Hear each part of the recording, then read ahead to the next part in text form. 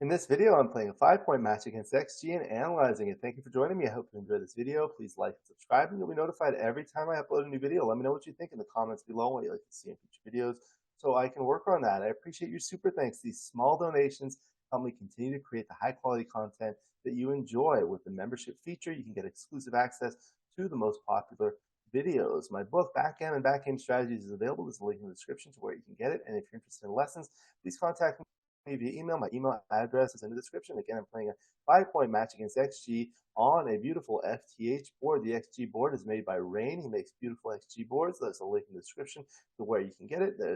I'm playing the black checkers at the bottom. XG is playing the orange checkers at the top. Opens with 5-3, making a 3-point double 4. It's a great second roll. It's the default play. Now with the 5-3, we'll have to split. Now you have some attacking options.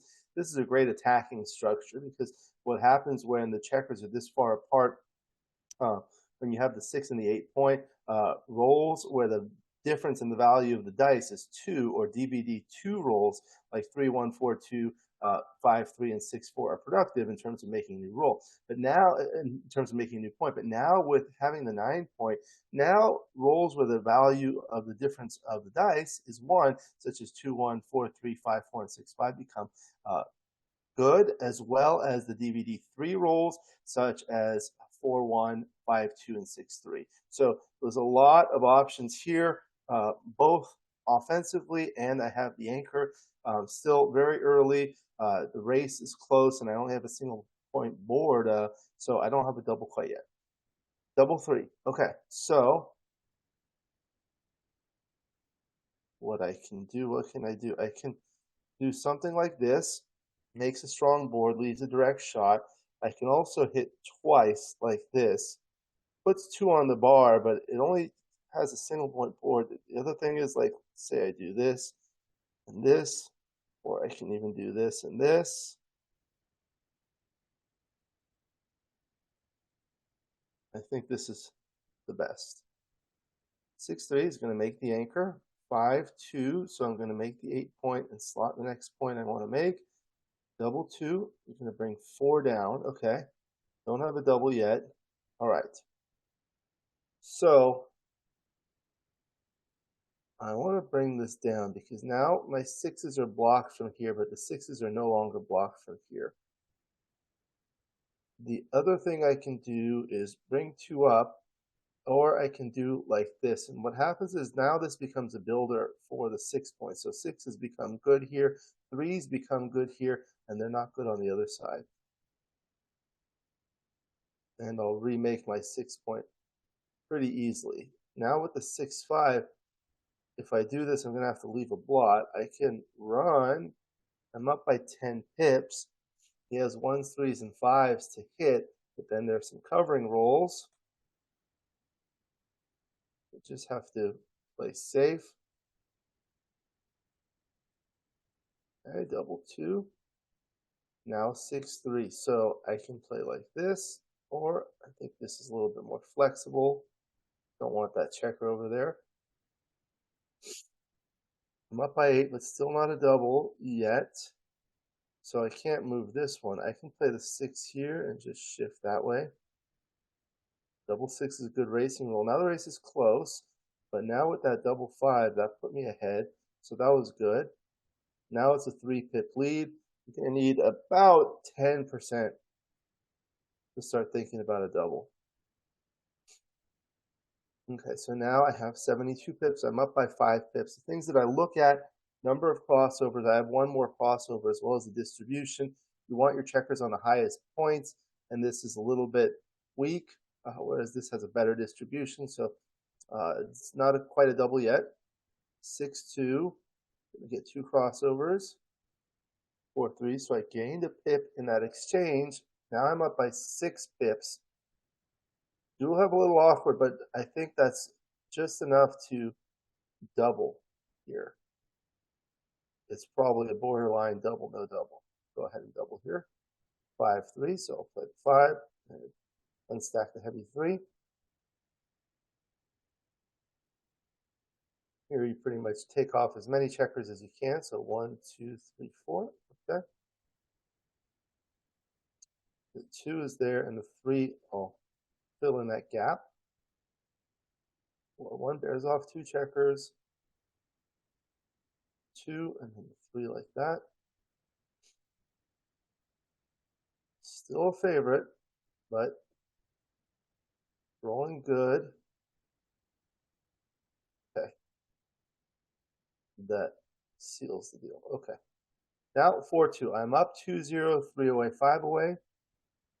Make the 4-point standard opening. Now with the 5-3, don't want to do this. I want to bring this down, put the spare. This spare on the 8-point is really important. You don't want to break the 8-point for no good reason. Okay, 5-3. So I think I just hit. What are the alternatives? Coming in, and then where's the 3? Or I can come in with the 3 and bring one down. But I think sending another checker back is good. Also, things I look at is here, he needs 5s and 3s to hit, and 5s and 3s are used to enter. So those numbers are duplicated.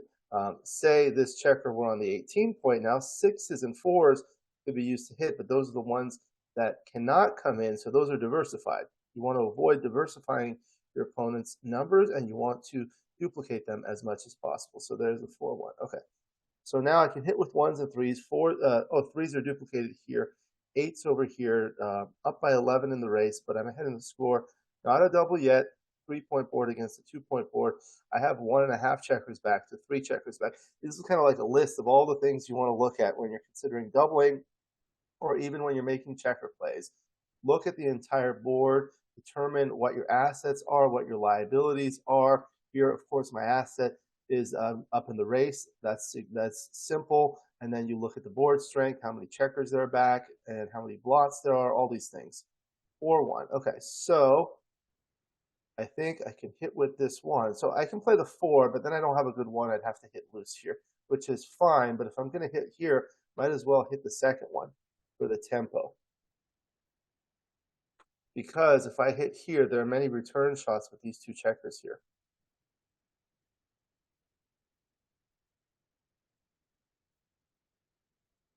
4-3. So I can anchor this, but then I'm going to have to leave soon. I can also go down, but that leaves this one stranded. I could also make that point, but that leaves a double shot. I think, although I don't really want that 17-point anchor, that's the best choice here. Okay, now this is a distraction play. I'm going to have to deal with this. If I don't hit it, then this is going to be here protecting the outfield. And if I do hit it, I still have to worry about covering.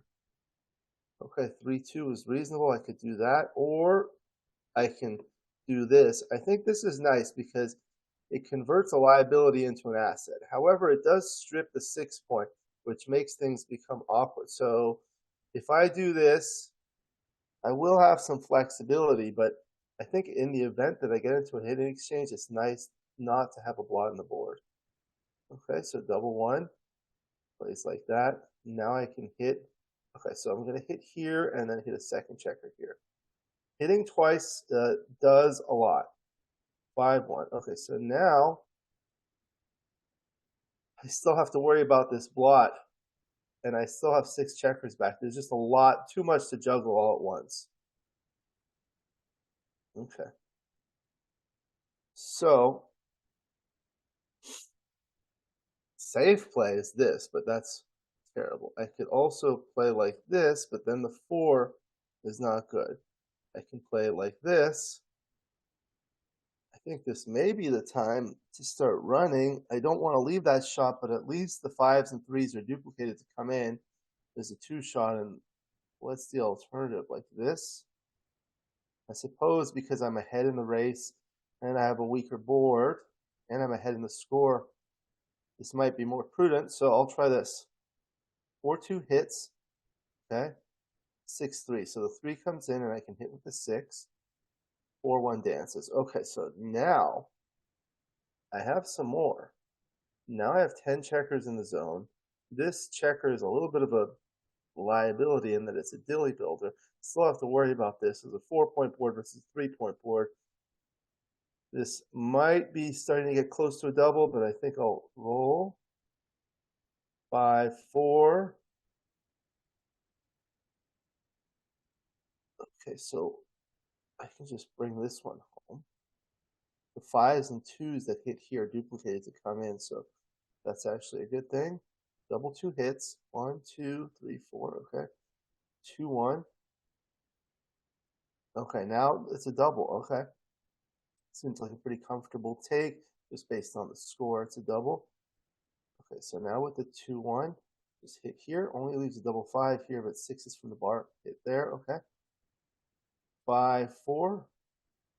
So I could just play safe like this. Head a lot on the race. The 3, 1. I'm going to make the point on hit. I could do this and pass, but then that fails to make the 5 point. Anytime you have the option of making the 5 point, you should seriously consider it. Okay.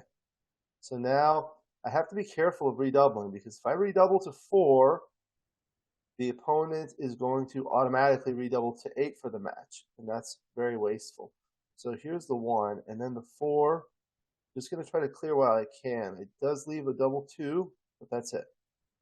Okay?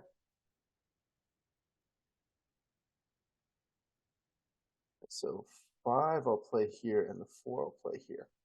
If he hits back, I'll have to break the midpoint and kind of disconnect the back checkers. All right, 2, 1. So 2, and then do I need to? I think I just play like that.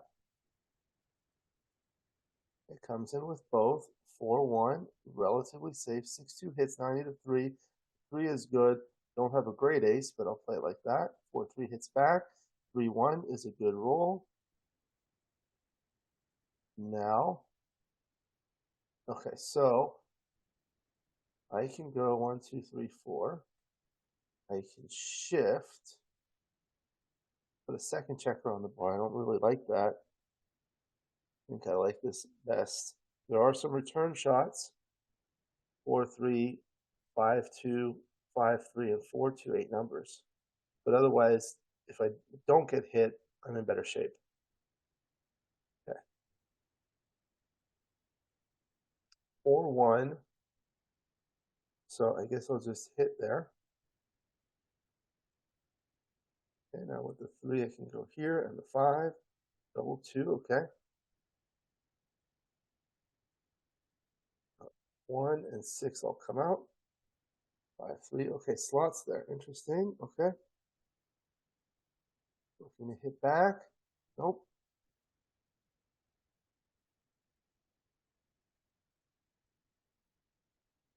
There's 1, 1. We need another one soon. Nope. Okay, so that's a cracker. Here's a 6. Need another 6 soon.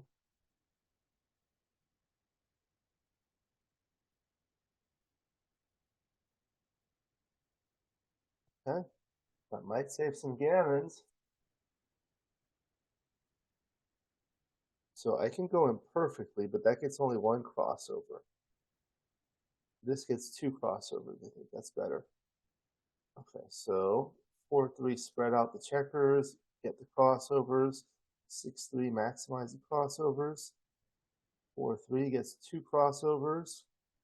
Double 3 gets 2 crossovers. There we go.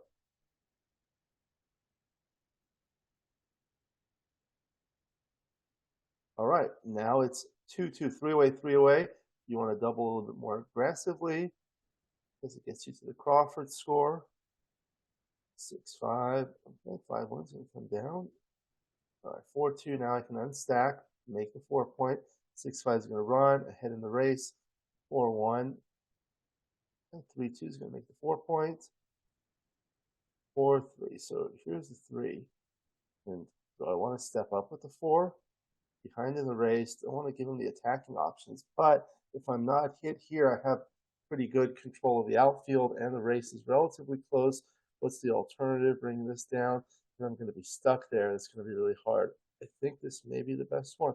We'll see in the analysis. So that prevents him from bringing 2 down. I think I'll come out and maybe just minimize shots. Double. So here's what happens. 2s can be used to hit, but 2 is a small racing number. If he doesn't roll a 2, it's going to be a 1 or 3 or higher, which is a better racing number. So the rolls are diversified. Small numbers with twos can hit, whereas large numbers are good for the race. But still, it's a comfortable take. 3-1, okay. So now it's a race. 5-4. Want to maintain the contact. 5-3. So here what you want to do is maximize checkers on the highest points.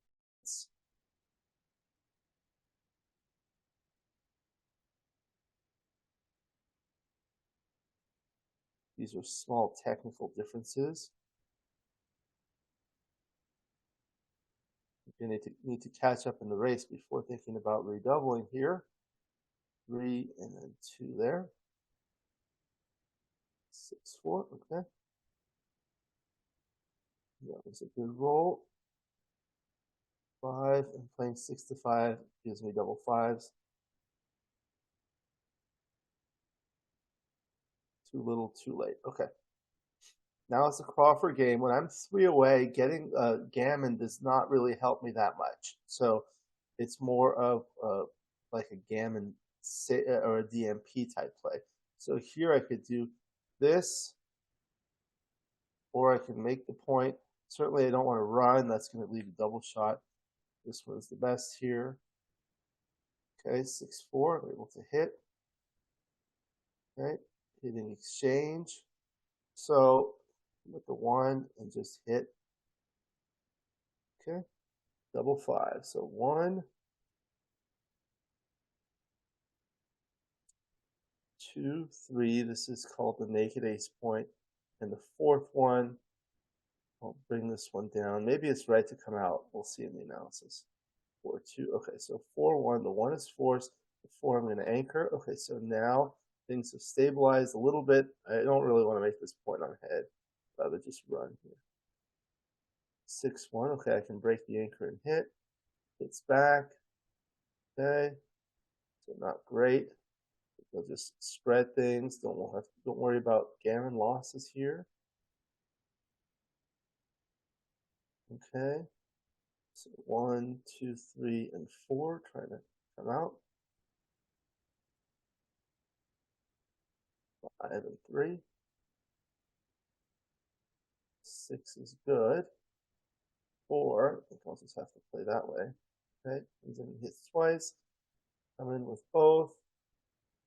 Really need to get things moving.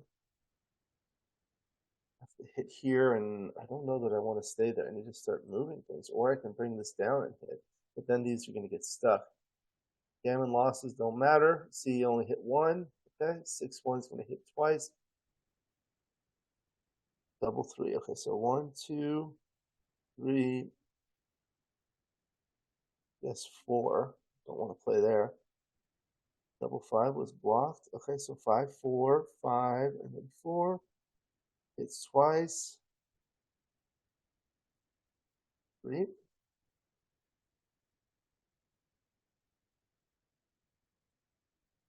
Okay.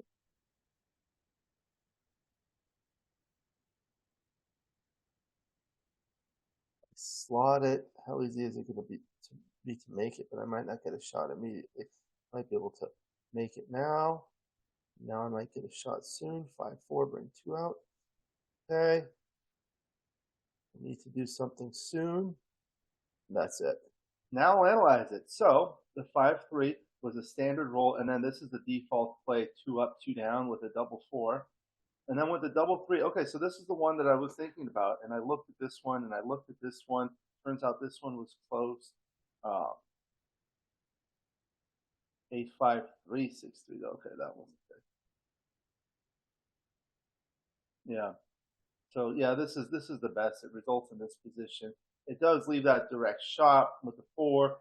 The 4-2 is duplicated over here, and then can't hit with the 5-2. Only a 6-1, which is slightly duplicated over here too. Okay. Then I had the 5-2, which was straightforward. A lot of straightforward things. Just bring that down. Then the double 1. Okay, so this was tied with this one. Always think about the shifting play. When you shift like this, now I have 6s, 3s, and 2s to cover. When you do this, there are only 2 numbers that directly cover. Okay. Then the 6-5. Looks like these two plays were virtually tied. Couldn't come off the anchor. That. This one. That would have been a blunder. Yeah, you really need to keep that anchor. Remember reading Nietzsche's book, Nichihito Kageyama, Backchecker Strategy, talks about when's the right time to break the anchor. The general guideline is rather vague, actually. It's when you're ready. So it doesn't tell you, but what you want to do is look at what are the good rolls and what are the bad rolls for your opponent and for yourself after you do that. Here, there were a lot of numbers that pick and pass that hit and make the boards. So have to avoid that. And I still have this open. Maybe if I were up in the race a little bit more, we could do this. Let's say I was up in the race. Now I'm up a little bit more. See, now it's right. And I don't have a blot in the board. If I'm up a little bit less and no blot in the board,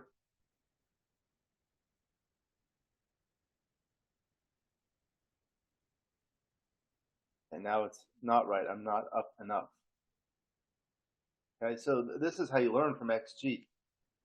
When is it right to run? Well, you modify the position and see what happens. Okay, then the 6-3 was I had to clear the 12 point, and the 6-3 was after coming in. You have to shift. Okay, and then double 5 was a good roll because I came around, and then the 5-2. These two were close, and the 6-2 was just bring them in, and this was the double, and this is what I thought. I thought it might not be a double. You see, I'm up by 6 pips. Each have one crossover. The distribution is a little awkward. So this is what I do. I'll paste it onto a new board. Okay, and now what I'll do is I'll move things around like that. And now it's a borderline no double. Gained a pip. So one more pip. Now it's a double. What happens if the distribution was better? Like here, here, this. So now I'm up by 6 pips. Now it's closer. This is the original position, up by 6 pips. This is the modified position where my distribution is a little bit better. So that's what you want to consider. Okay. The other things I like to do is go back to the original position and look at it at different scores. So start with money. So this is barely a double for money, borderline. Okay. And then let's go back to the match and see what happens. I'm at 5 away. Now let's see what happens at 5 away, 4 away. It's not a double because when your opponent's a 4 away, you have to be a little bit more cautious because if he takes, he'll get to 2 away, which is a valuable score. But at the awkward 3 away score, it's a little bit closer. And at 2 away, the take point is really low against 5 away, 2 away. So you don't want to double there. But let's say you're at 4 away, and now you're leading 4 away, 5 away. So now you can double more aggressively. At 4 away, 4 away, now it's a borderline no double. What about when you're trailing and you're 4 away? Now it becomes a double because a second game wins you more. So if you look at like the match equity table here, if you win a single game at 4 away, 4 away, no, I'm sorry, at 4 away, 3 away.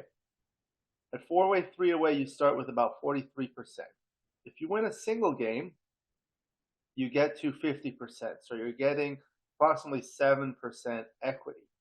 But if the cube is on 2, that second point gets you to 2 away. So you go from 50 to almost 60. So you get 10%. So you get 7% for the first point and 10% for the second point. The second point is more valuable than the first point. So this is a good way of thinking about it. The other way you can think about it is you're going to get to the 2-away score, which is a valuable score. Now, if it's at 4-away, 2-away, you want to double aggressively. But it's still a comfortable take. It's a non-gammonish position. It's an easy take at 2-away. What about a 3-away? Let's say you're leading 3-away, 5-away, not a double, and again at 3-away, 4-away, getting closer. At 3-away, 3-away, you want to double a little more aggressively, and here it becomes a double. At 3-away, 2-away, it's a strong double, but it's still a comfortable take. So these are the exercises that I do and I recommend to learn about match strategy. Okay, back to the game. Now with the 5-3, the rest of this game was rather straightforward. Nothing special to discuss here. Okay, so we'll go to the second game. The 4-2 was clear to make the point. And the 5-3, see here, you don't want to play making the 3 points because you lack checkers in the zone, you leave a direct shot. If it were a 3-1, that would be different. So let's look at this and look at how it would be played if you roll a 3-1. So now with the 3-1, it's clear to make the 5-point resulting in this disposition. That leaves a shot. So why is it okay to leave a shot here but not here? Well, first you have the 5-point instead of the 6-point, and then the other thing is the alternative is reasonable. Here the alternative is not very good, splitting here and bringing one down. Okay? So that was the 5-3. Then the 5-3 again from the bar. Just had to come in and hit. And when the 4-1, it was clear to hit. You want to hit off the first point. And then after you've hit, you don't want to safety this. Look, this is a blunder. Putting 2 on the bar is better by far. There are too many return shots. And the resulting position here versus here, now it's got to come in with two checkers, okay? Then there was a 4-3. Wanted to do something else. Didn't want to get stuck here, but that was the best play. And here, okay, so this is the one that I was thinking about. See, I played 6-1, resulting in this position, and that created an asset out of this liability. This blot on the ace point is a liability because in the event of a hitting exchange, it can get hit. So that's a problem. However, after this, now it's no longer a liability, and in fact, it becomes an asset because it produces a 3-point board. Although it does not have good priming value because it's on the ace point, at least it produces some sort of asset. This one was too passive. It puts too many checkers here, fails to unstack here, and if I have a shot in the next sequence or later, I'm still going to have to worry about this blot. Okay, so this one I should have seen. This one you hit twice, so the right play is to hit twice like this, and that results in this position. So what happens here is it makes it much harder for orange to anchor. After this position, any 3 will anchor. After this position, needs a double to anchor. So that's why you need to kind of think about these slowly and consider all the options. Okay. Then the 5-4, there wasn't anything constructive. I had to do that. Coming all the way around was a blunder. Just left too many shots, even though there's that duplication because there's a blot here and a blot here. Could have gotten hit twice. 6-3, the 3 was forced, and then the 6 comes down to hit. And then the 5-4 was here. This was close, resulting in this. I didn't want to leave all these shots, okay? Then, like that, okay, and then there was the double here. This was a small double and a very comfortable take, so let's take a look. All right, so this is because of the score. Let's look at for money. This is a blunder to double, okay? Let's look at 5-point match, the first game. Now it's no double, it's 0-0. Trailing 1-0, 5-away, 4-away, it's still not a double. But at the 3-away score, it becomes a double.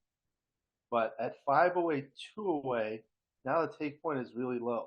But now it becomes a double. Okay. So what about at the 4-away scores? Let's say orange was leading 4-away, 5-away.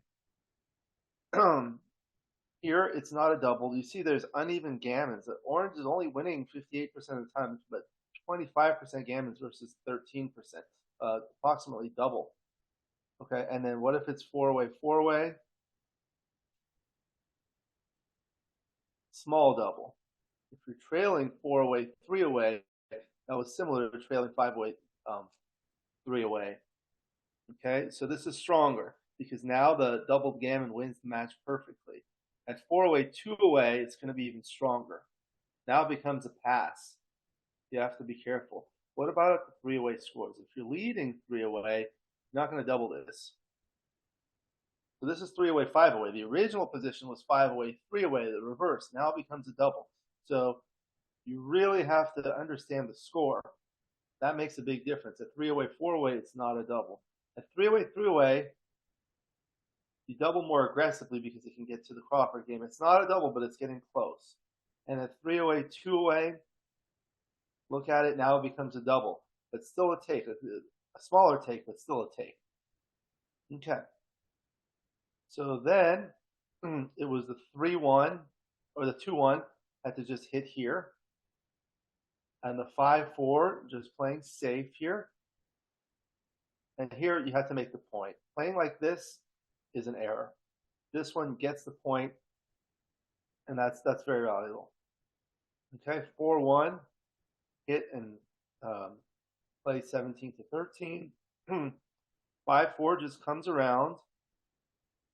Okay, so this is what I was thinking about.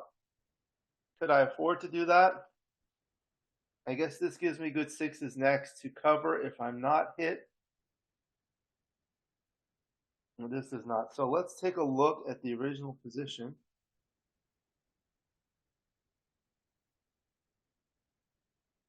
Put it in here. And let's say, okay, so this was the position and this was best. What if the board were better? Now you want a safety. Okay, so that makes a difference. You see here, it's correct to leave the blot there. But if this board is slightly better, now you want to hit and lift. What if the board is worse?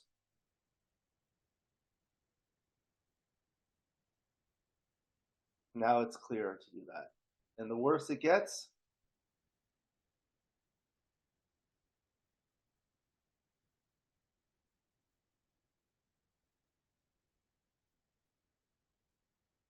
the better it is.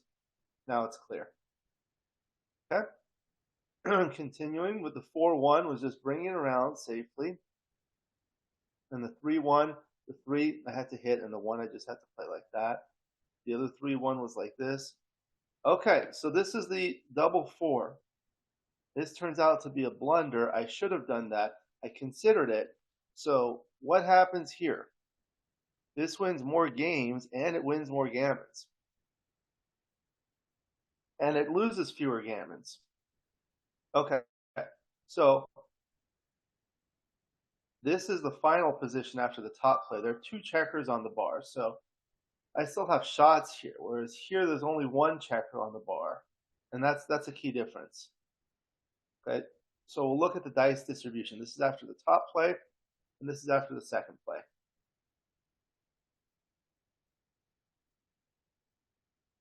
This is the dice distribution. So this is an equity heat map at the upper left or after the top play. For those that are not familiar with these, it goes as follows. This shows your equity after each of the opponent's next rolls. So for example, the cell on the upper left is after a double 1, after a 2-1, after a 3-1 by the opponent for all the 36 possible rolls, and average on the right. And the one on the upper right shows the exact same thing after the second play. These are color coded from red to green. Green is good and red is bad. So here, and the darker the green, the more favorable it is, and the darker the red, the less favorable it is. See, this has higher volatility. There's a lot of dark green and a lot of dark red, whereas here, the red and green are more faint. The one on the lower left shows the difference. So each cell shows the difference in equity from one cell in the heat map on the upper right to the corresponding one on the upper left. So you see the swings. You see the biggest swings on rolls like 5-2 and 4-2. And those are played like this. 5-2 and 4-2, they dance. So let's look at it again. So this is the here, 5-2 and 4-2. They're just basically, yeah, 5-2 hits with one in the air. That's the thing. One checker versus two checkers, it's a big difference. Okay, so let's see if it's possible to modify it to put a second checker here.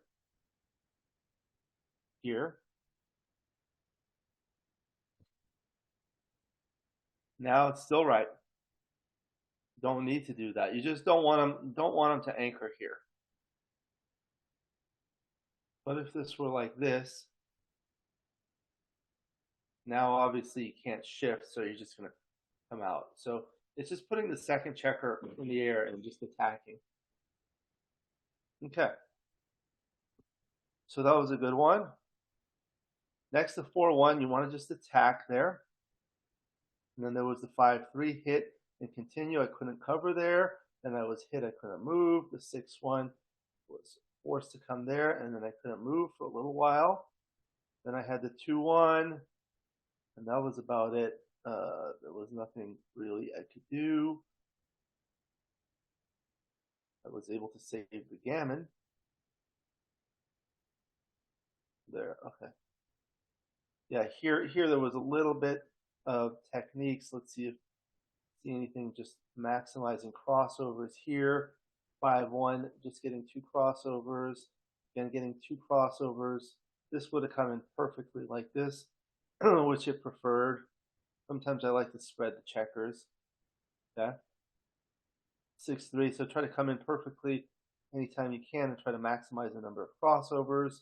This was good, and then I rolled well. Okay, so the next game, after the 6-1, you want to run, and then the 6-5, I just had to play safe. 4-2 is a good roll because I get to unstack these and make a nice valuable interboard point. With the 4-1, oh, look at this. It likes this play. This is the resulting position after the top play, and this is after the selected play, which is close. But what happens here is if I stay back, my 6s don't work well later, and the race is relatively close. But here, now I have a lot of good running rolls. This is a second roll equity heat map. So this is similar to the one I showed before, but this is for my rolls next. So you see the big swings are on the 6s. When I roll double 6 and 6-5 and double 5 and 6-1 and 5-2, next, those work better. And the small numbers are not. So let's say I was further behind in the race.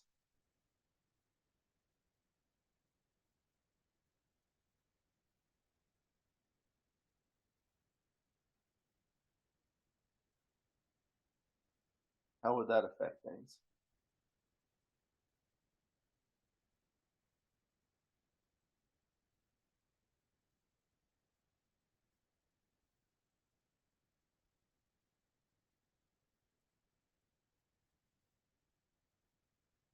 Now, stepping up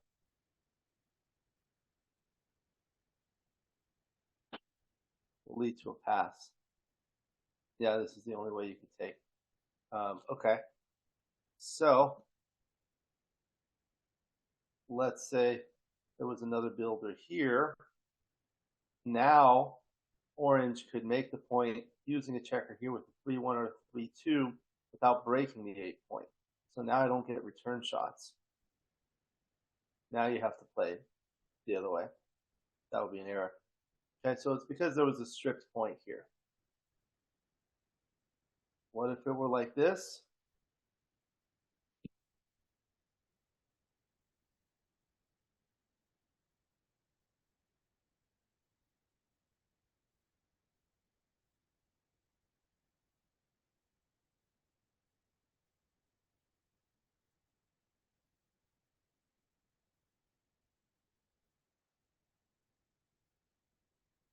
Now it's still right because there's one spare. Okay.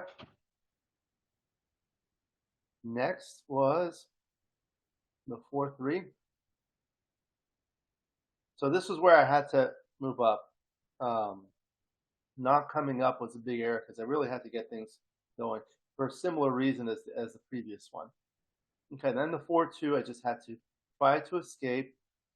Then this was a double. It was a bear double.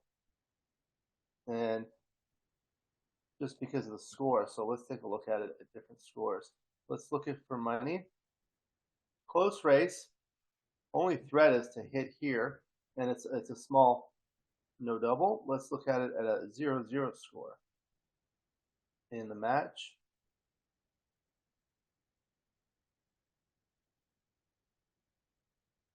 it's a no double. If you're behind, 5 away, 4 away, not a double. What about 5 away, 3 away? Now, maybe you can think about it. Almost a double. At 5 away, 2 away, the take point is very low, especially in a non-gammonish position. Not a double. What about the 4-way scores? If you're 4 away, 5 away, you can double more aggressively, and this becomes a double.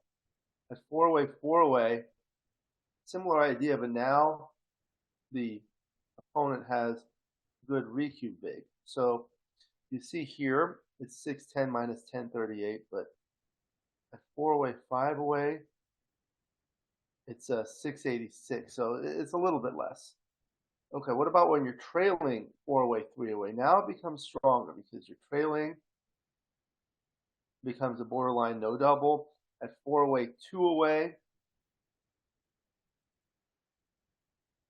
now this is going to be a double, but a small one. Let's say you're at the 3 away score, leading 3 away, 5 away. I don't think you want to double here. No.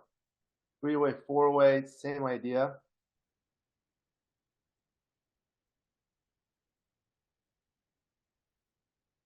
But at 3 away, 3 away, it does become a double. And the reason for that has to do with the take point. So if you look here and go to gammon value, or actually market window, the live cube take point is higher. The dead cube take point is much higher. Okay, and then what you see is here. So if you double and win, you go from 60 to 75, so 15%. And if you double and lose, as compared to not doubling and losing, you're risking the same 15%. So the risk is 15%. The reward or the gain is 15%. So you do risk divided by risk plus gain. So that's 15 divided by 30. That's basically half. You just really want to be a favorite. But what happens here is if you win 1 point, you're gaining 10% match winning chances. If you win a second point, you go from 2 away to 3 away, you're gaining an additional 15% match winning chances. So the gain that you get on the second point is more valuable than the first point. That's why doubling is stronger. And it's the same reason that you have to be more cautious. And the reason for that is because once you get to the Crawford game, you have more protection. At post Crawford, now it's 68%. So if there were no Crawford rule, you would go from 60 to 68%, which is less. Okay?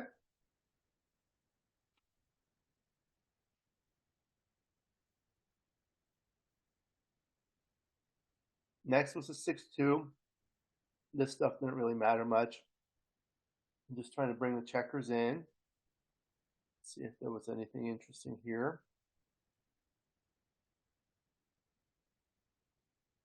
Nothing special here.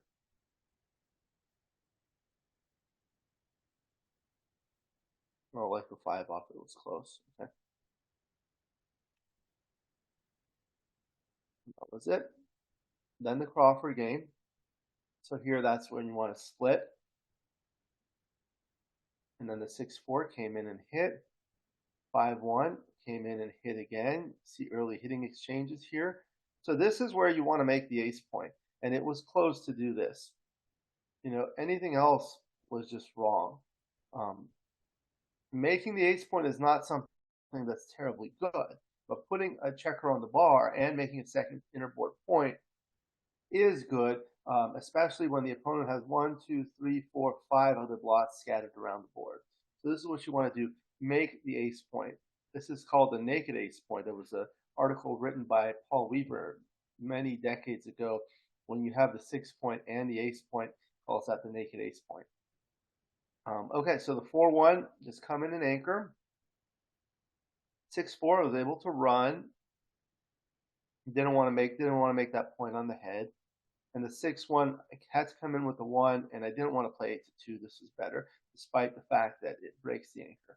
And the 2-1, nothing great. It was not a good roll, so it just played like that. 4-3. Oh, it looks like these other plays were close.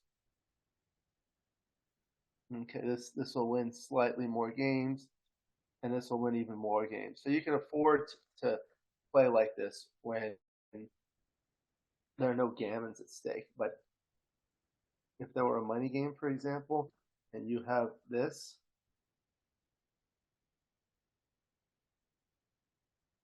it's still right. Yeah, you have to be careful. But once you have the anchor, you can afford to be more aggressive there. Okay. Then the double 2, step up. You have to step up here to prevent getting blitzed out and gammoned and trying to pop out with a checker and then make the 4 point. And then just made a safety that and trying to make the next point. 6-4 was good. Looks like 13-9 was better. Wow, this leaves 1s and 4s to hit here that don't come in. But I guess you're just going to have to go for it. It does lose more gammons, but gammon losses don't count at this score. So that's what you want to think about. Okay. Make the DMP play. Okay, so this I came out and hit. And then here, there was not a lot that I could do here.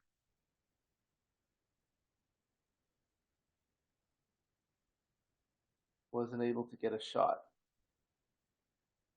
And that was it. So that was the match. It was an interesting match. A few interesting positions. Learned some things. Hope you learned some things. And this is the most important thing to do. I always analyze all of my matches to make sure that I got the moves right, that I thought I got right. And if I didn't get it right, try to understand the reason by modifying the position, by looking at the dice distribution. And for all the doubles, what helps me a lot in terms of match strategy is adjusting the score and seeing what happens to the doubles. Because you can see at different scores, the doubling strategy is very, very different. And it has to do with the score that you're at and the score that your opponent's at. And what score both you and your opponent would get to when the cube is in the center versus on 2 or on 4 and other things that have to do with it. If you win a gammon or you lose a gammon, how valuable that is. Learn the match equity table. You don't have to necessarily memorize it, but you want to understand that when you get to the Crawford game, that's valuable. So you gain a little bit more by doubling and winning a single game on a 2 cube at 3 away than for money or for other scores. That's why you want to double a little earlier. When you're at the 4-away score, you want to think about a double gammon, so you can double more aggressively at 4-away, 5-away than at 5-away, 4-away for exactly that reason, trying to get to the valuable 2-away score. So these are the things that I do to learn, and hopefully you can learn that way too. And in terms of other checker plays, sometimes I'll modify the position. So you saw I moved the position, especially that early doubling decision, just moving things around by 1 pip here or there. That will affect the doubling decision at that score as well as other scores. So that was a 5-point match against XG. Thank you for joining me. I hope you enjoyed this video. Please like and subscribe, and you'll be notified every time I upload a new video. Let me know what you think in the comments below and what you'd like to see in future videos so I can work on that. I appreciate your super thanks. These small donations help me continue to create the high quality content that you enjoy, and with the membership feature, you can get exclusive access to the most popular videos. My book, Backgammon Backgame Strategies, is available. There's a link in the description to where you can get it. And if you're interested in lessons, please contact me via email. My email address is in the description. I look forward to seeing you in future videos. And until then, keep rolling your dice.